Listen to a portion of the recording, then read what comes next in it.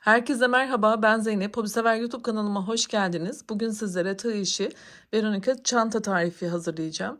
Penye iplikle hazırlıyoruz tarifimizi. 2 adet penye ipine ihtiyacımız var. Tabii uzunluklarını ve metrajını, gramajını söyleyeceğim. Farklı ipliklerle yapmak isterseniz de ona göre bir yol çizmeniz gerekmekte. Ben şöyle hemen sizlere kullandığım ipin uzunluğunu ve gramajını göstereceğim. %100 koton bir iplik, 250 gram. Ve 90 metre bir adedi. Böyle 2 tane ipe ihtiyacım var. Tığ numarası olarak ise 7 milim bir tığ kullanıyorum.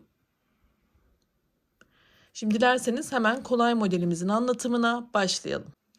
Evet, bismillah diyelim ve yapmaya başlayalım. Ben ipimi şu şekilde tutuyorum. Bir tane düğüm atıyorum. Şöyle katladım.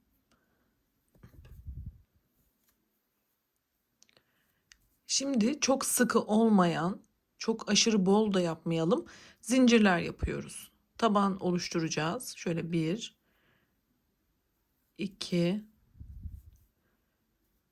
3, 4. Bu şekilde devam edeceğim. 39 tane zincir yapacağım. Yani 2'nin katları artı 5 zincir olacak. Hemen hızlıca hazırlayıp geliyorum. Evet, 39 tane zincirimi yaptım. Şöyle biraz da çekiştirelim bu ipi, oturtalım arkadaşlar. Şimdi bu sırada kafeslerimizi yapmaya ve modelimizi oturtmaya başlayacağız ama şöyle ön yüzden değil, zincirimizin şöyle çevrildiğinde arkasında gözüken dişlerden batarak ilmeklerimizi alacağız. Daha muntazam durması için. Şimdi geriye dönük 1, 2, 3, 4, 5.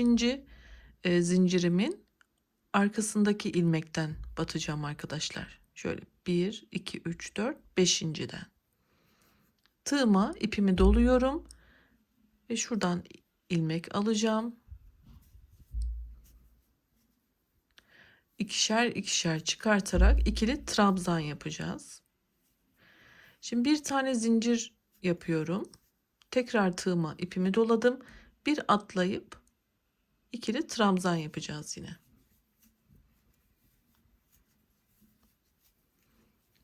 Bu şekilde kutucuklarımız oluşacak.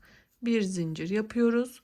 Bir tane atlayarak bir diğerine batıp ikili trabzan.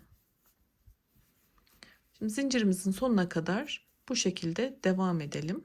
Zincirimin sonuna kadar ilerledim. Şurada bir tane kaldı. Onu da birlikte yapalım. Yine bir zincir yapıyorum. Bir boşluk atlayarak buradaki son zincirime de batıp son kutucuğumu yapıyorum. Şimdi şu şekilde dönüş yapacağız ve diğer kutucukları da karşı kısma yapıyor olacağız. Hemen kaldığımız noktadan devam edelim. Bir zincir yapıyorum. Tığıma doladım. Bakın şu başlangıç noktamdaki şuraya batıyorum. Bir sonrakini de karşıdakine batacağım. Yani bir tane buraya trabzan, bir tane buraya trabzan ve böyle devam edeceğim. Şimdi ilki buraya, ikinci buraya. Bunu unutmayalım. Şöyle ikili trabzanımı yaptım. Bir zincir, dönüşümü sağladım. İkinci trabzanım şurasıydı. Gösterdiğim yer. Şimdi buraya da bir tane ikili trabzan yaptım. Bakın dönüş sağlanmış oldu bile. Bir zincir yapıyorum. Yine trabzanların tepesine ikili trabzan yaparak başa kadar devam edeceğim. Bakın şöyle karşı karşıya gelecek trabzanlar. Devam ediyorum.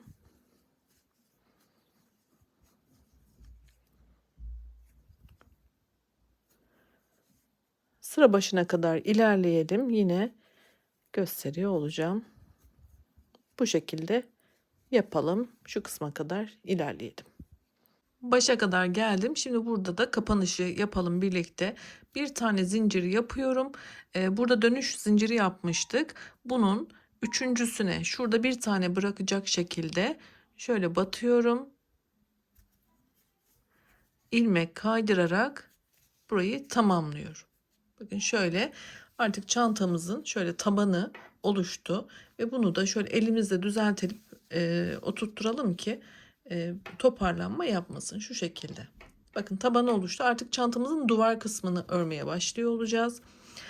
Burada sıra başlangıcında ve sonunda her ne yapıyorsak artık sürekli aynısını tekrar ediyor olacağız.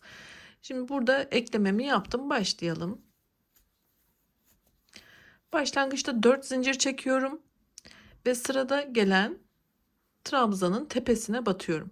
Yalnız burada dikkat edelim arkadaşlar. Şöyle 2 ilmeği alırsak şöyle yan yan oluyor. Ben böyle trabzanlı işlerimde, genelde file olan çantalarımda şu içten batarak şöyle göstereceğim burayı. Bakın sadece şu 2 ilmeği değil de şuradaki trabzanımın içinde bakın şurada da bir ilmek var. Şu tam ortasından batıyorum. Yani tığımda aslında şu an bakın 3 tane ilmek oluyor. Bu da şu duvar kısmı ilerleyen sıralarda daha muntazam durmasını sağlıyor. Ben daha önce de sizlere file çanta anlattım. Hep bu şekilde yapıyorum. Yani şu 2 ilmeği değil, şuralardan batıyorum. Çünkü finalde gerçekten daha farklı gözüküyor bu şekilde batış. Evet, devam edelim. Dediğim gibi şuradan batıyorum. Tığımda şu an 3 ilmek var biliyorum. Tam ortadan battım. 2 de trabzan yapıyorum. Sıramı başlattım. Yine bir zincir, ikili trabzan şeklinde devam ediyorum.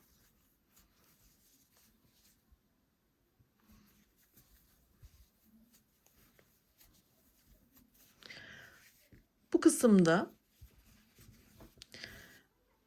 devam ediyorum. Tüm trabzanlarıma tek tek batıyorum. Şu dönüş noktasına geldiğimde yine buradaki trabzanıma batıyorum.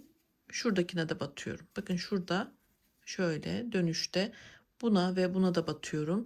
Devam ediyorum. Hepsine tek tek batıyorum. Ta ki şu başlangıç zincir noktama gelene kadar tam bir tur devam ediyorum. Ben de hızlıca yapıp geliyorum. Evet, şimdi başlangıç noktama kadar ilerledim. Şöyle hemen açarak göstereceğim. Bakın şuraya battım. Buraya artık trabzan niyetine şuraya batmıyorum. Şurada bağlayacağım. Aradaki bir zincire boşluk oluşturacağız. Hemen bir zincirimizi yapalım. Bakın şöyle. Şimdi şuradaki zincirimi yine sayıyorum. Bir tane şurada bırakıyorum. 3 tane yapmıştık. Pardon 4 yapmıştık. 3 tanesini sayıyorum. Bir tanesini bıraktım. Şöyle üçüncüden battım. İlmek kaydırarak ekledim. Bakın burada da zaten boşluğum yine oluştu. Bir üst sıraya çıkarken yine 4 zincir yapıyorum. Başlangıçlar dediğim gibi yine aynı. Bitişler yine aynı olacak. Ve kutucuklarımı yapmaya devam ediyorum. Şöyle bir daha yapalım.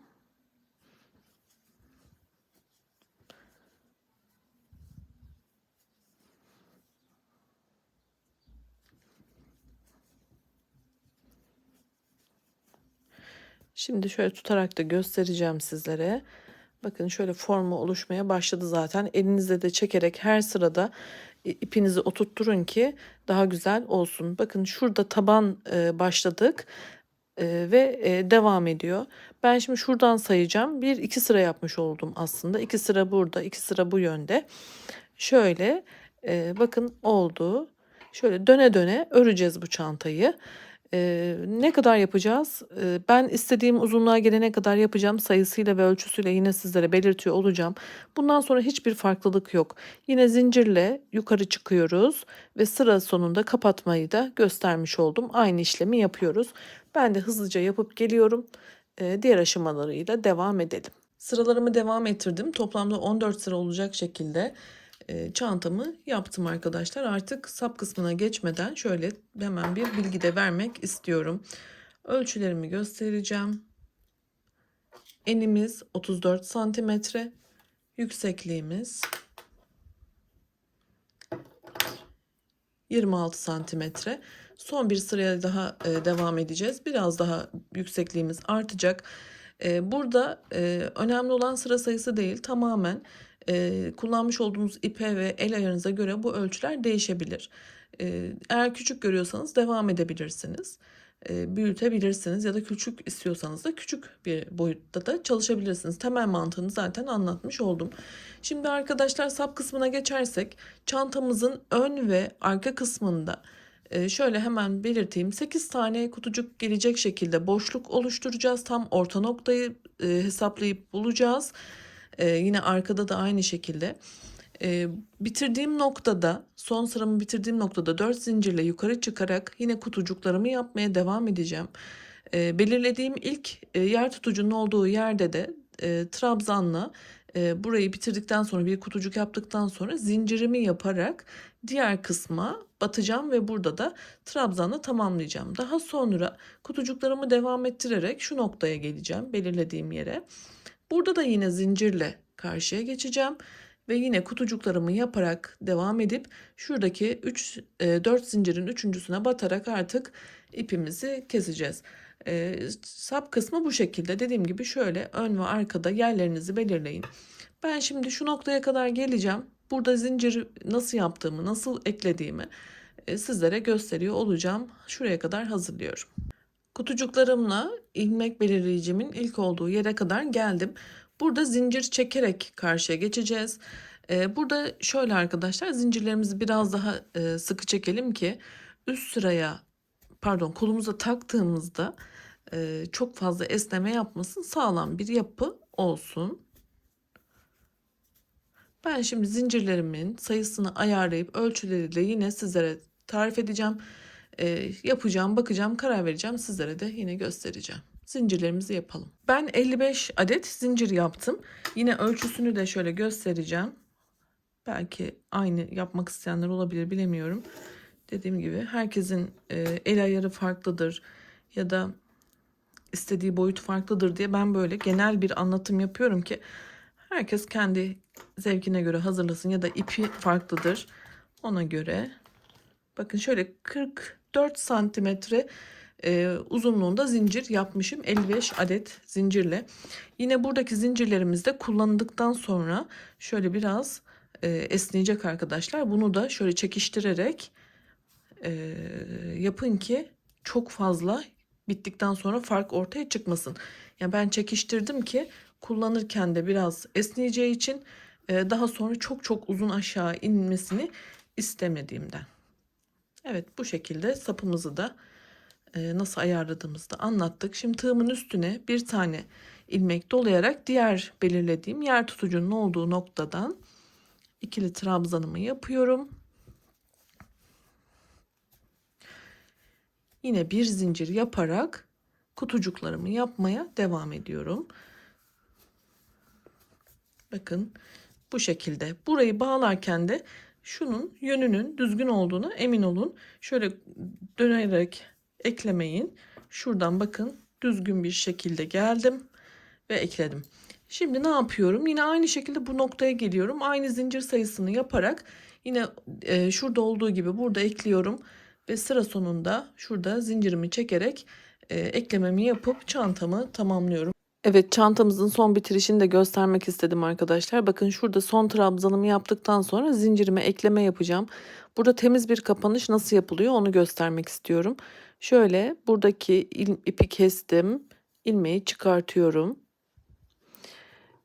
Şu zincirimin üstündeki şu aradaki zincirin oradan batalım. Bakın şuradan tığımı önden arkaya doğru her iki lobunu da alacak şekilde batırdım.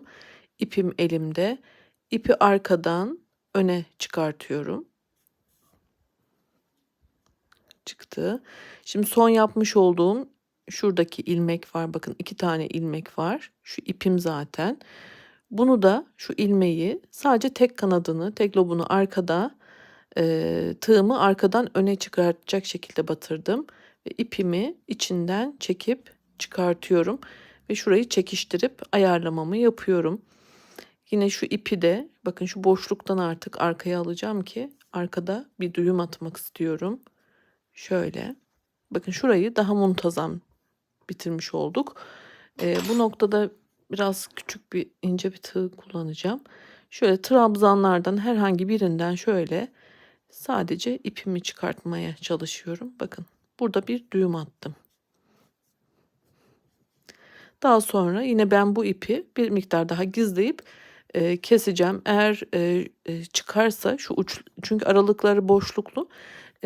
hafif böyle iğne iplik yardımıyla tutturun ki kullanırken sürekli çıkmasın. Yani şu uç kısmını kestikten sonra küçücük bir dikerseniz gayet muntazam olacaktır. Çantamızı da bu şekilde temiz bir kapanışla bitirmiş olduk. Umarım beğenmişsinizdir. Beni izlediğiniz için çok teşekkür ediyorum.